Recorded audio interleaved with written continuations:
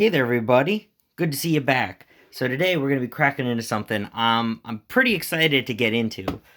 So this is basically the version of the Neopets box for the Teen Titans card game.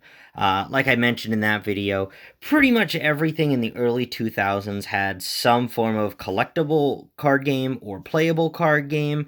Um, I played none of them, but as somebody who has an ape brain that loves collecting cardboard or paper in general, I had something like this as a kid. I found this more recently. I think it was honestly at like a Ollie's store, maybe like 2 or 3 years ago, and I've kept it in the packaging ever since. But today, I think because I've reached over 50 subscribers in 2 days, once again, thank you everybody who subscribed, shared this, showed this to a friend, everything. It's meant the absolute world to me. If you can continue to do so and support this channel, I greatly appreciate it. I plan to find a lot of stuff like this, older, early 2000s cards, and opening them up on here for the public to enjoy and see going forward.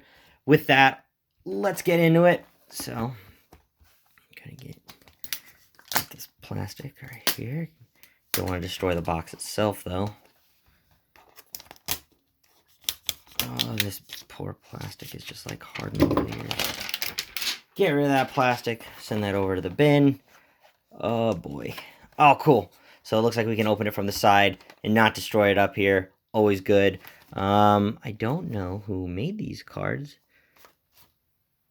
2 holographic cards included. Oh, 2 holographic cards included. Booyah. Might have just been something in-house. Bandai had a hand in this. Awesome. Alright, so let's crack this open. Like the Neopets video, we're gonna see if these cards held any kind of that new card smell, but from 2005. So it looks like we got playmat here. Thank God this thing seems way more self-contained than the Neopet card game. Pretty cool art.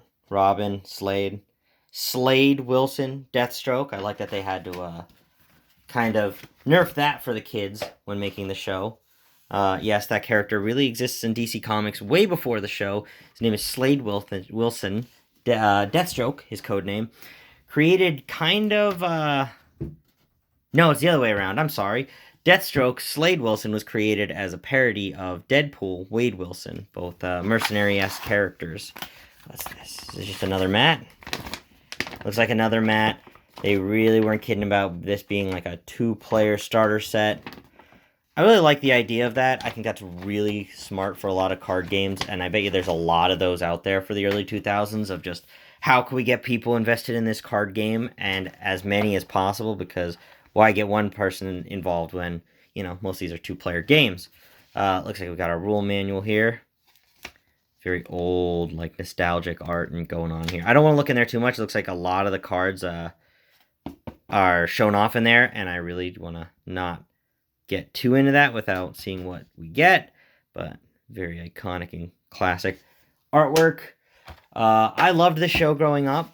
Had all the action figures. I had some of these cards. I probably had this exact player set as a kid because, this was everywhere, and unfortunately, it's not Magic, Yu-Gi-Oh!, Pokemon, and the Teen Titans card game, so they didn't really do too well. Like I said, I found this at an Ollie's, I think for like $3.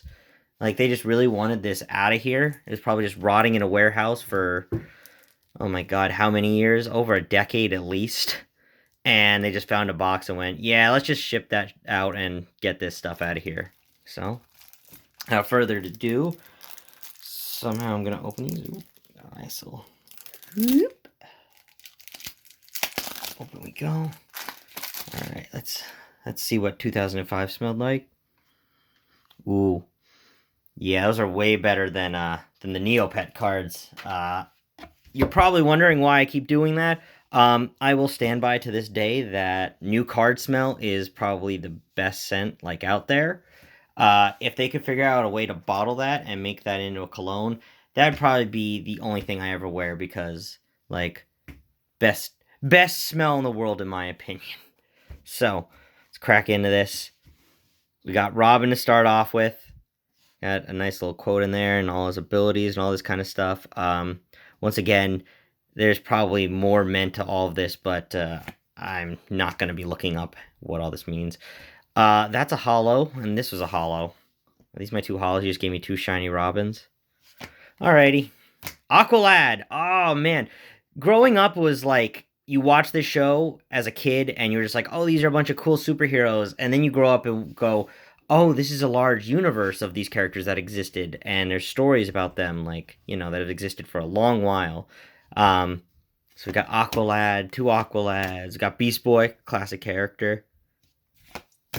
Two Beast Boys, Blackfire, Starfire's evil sister. Cool, probably two of her. Cyborg was my favorite growing up. I thought it was super cool that, like, he was basically a giant, like, walking weapon. It's funny because apparently Cyborg was much more akin to being part of, like, the Justice League and stuff. But, being in the Teen Titans comics and this show just completely imprinted on me that he was a Titan, not a member of the Justice League. So it was really weird that, more recently they started pushing him back into being in the Justice League. And, growing up on this show, that just really messed with my brain. Raven. So, maybe too much TMI here. This was my first animated crush. I loved Raven, and I still, to a degree, do. The character's really great, but, like, this was probably my first animated crush growing up. Got a different Robin card here. Weird also realizing, like, I think a lot of people, myself included, went into this show going, like, oh yeah, it's just like Robin, and not going, oh, this is, like, the Robin, like Batman and Robin. And I thought that was really great. I think that the show is incredibly done. And, like I said, when you watch it as a kid and not realize it's in the DC universe, the same universe as, like, the Justice League and all these characters, that they really just kind of, played this show with the characters that they wanted to work with. It didn't go like, oh, here's Batman and all these other superheroes. It's really played with their small toy box of characters, and I think that's incredible. There's Starfire, so we have the whole team now. Can I just say, too, I don't want to make this video into one of those, but one thing I absolutely hate about the Teen Titans Go, the spiritual successor to the show, is I hate how anytime she says anything in the show, she has to put the on it, because if you didn't get the joke, she's from space, so everything is like, everything on Earth is novel and different to her, so I don't know. There's like 3 good episodes of that, and there's, like, if they really try, there's a good show under it all, but man, does it just suffer from being the predecessor to a absolutely god tier show. So we got Morph Dodge, Rage, Energy Cannon. Oh, I like that they put a Z there for skills, because, they're teenagers, they're hip. Yeah, dude. Flight of Darkness. That sounds like a really cool attack. That sounds like an attack you'd find in, like, a fighting game. Like an edgy fighting game. Flight of Darkness. Darkness. Power of Flight. Kick. So you can kick your other enemy's cards, I guess. Punch. You can punch them, too. Fix It. Will you shut up? Huh. That's it. So they're just really just taking screenshots from the show now, and just, like, a lot of card games, I make fun of them, but a lot of card games just kind of took screenshots from the show, put something to it, and now it's a card you can use in the game. City Streets, Pizza Shop, Titans Tower. I remember, I think there was, like, a Titans Tower toy, or, like, a Build-A-Toy, like, it came with, like, a figure in one of these sections, and you could build a tower. I remember that's probably, like, the one of the, like, biggest franchises growing up that, when I was a kid with no money, I kind of went, man, I want to buy, like, everything I see that's a toy of this series. We got some villains. We got Cinderblock. Got 2 Cinderblocks. Lightning. So that must mean Thunder's behind. No, we got Overload. Okay. I think we see Thunder later on. Overload. I like that later on in the show they just combined those 3 Plasmus. Yep, they combined, I think, Overload, Cinderblock, and Plasmus is all... one villain or something like that. I don't know. Slade Wilson, Deathstroke, very cool. Fun fact for you guys that might not know, Slade in the show was voiced by Ron Perlman, uh, very much well known for his role on Sons of Anarchy or the Hellboy movies. Did not realize that one until like a couple years ago. But really good performance, really good character. Slade's Commando. There's Thunder, so we got Lightning and Thunder. That's really cool. That was a good episode. Scheming. So I'm assuming maybe the decks are split in between a hero deck and a villain deck. So one assumes like the heroes and one assumes the villains. I realize this now, but I really like that they put Aqualad in there and none of the other hero characters. Like Speedy was in the show. I know there were other ones too, but really interesting to throw him kind of into the mix here. Kick, punch, punch. I don't want to waste time on cards. Ooh, tied up. I don't. Ooh. Okay. Hey, whatever you're into, I guess. Chemical Factory, Electronics Store, Slade's Headquarters is what we finish off on. So, you know, nothing incredible. Maybe a little blast from the past from episodes you loved or watched as, kid or as a teenager, whenever you got to watch this show. But I thought this was a really fun thing to dig into and just kind of be a, trip down memory lane. And yeah, so like I like to end my episodes off with, I like to end with a Pokemon card, kind of as a little show and tell. Since today I made the video thanking you all for, again, going from like 8 to over 50 at this point, I think, in 2 days is absolutely incredible to me. So while on this touchy-feely train, I really thought I would show you guys these 2 cards today. Yes, you're getting 2 instead of 1. Because I got them both at the same time. They're nothing all that special in the overall, card game or whatnot. Very just classic cards.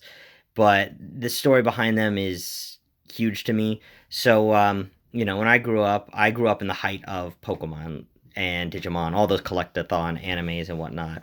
And I didn't really have anything because, my parents didn't really know about it, get it at first. But my dad... He ate so much at the local Chinese restaurant that they knew him by name, and he was actually friends with the owner. And one day, he just goes like, here, take these for your son. He'll probably like them. And my dad brought home these 2 Pokemon cards. And the reason that means so much to me is because these, more or less, as long as I can remember, are the 2 first Pokemon cards I ever got. So... all this collecting, love of Pokemon and everything like that, more or less may have started with these cards. And I've just kind of kept them safe and somewhere nice and safe for all of their days. So I thought I'd just share that story with these 2 cards of probably putting me on this path of collecting and whatnot. And I think that's going to do it for this video. Thank you all so much for watching. I have a ton of stuff planned for the future, whether it be cards, action figures, full unboxings, or just showing off a figure in general. Just thank you all so much for watching. I'll see you in the next video. Have a great rest of your night, your day, whatever it might be for you out there, all right? Bye-bye.